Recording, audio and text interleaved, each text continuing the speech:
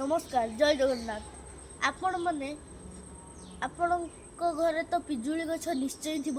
पिजुली गछर एक बढ़िया नुस्काटी मुझे कहवाक जाऊँगी।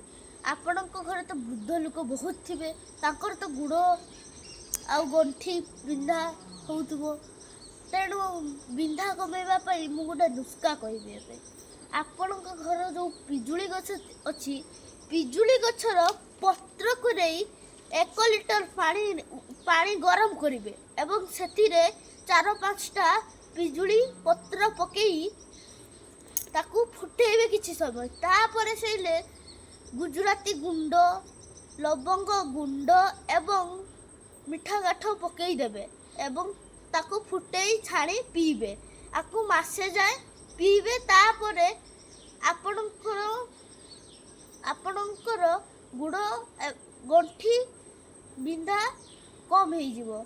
आपण ए नुस्काटी को निश्चय परीक्षा करेंगे। धन्यवाद।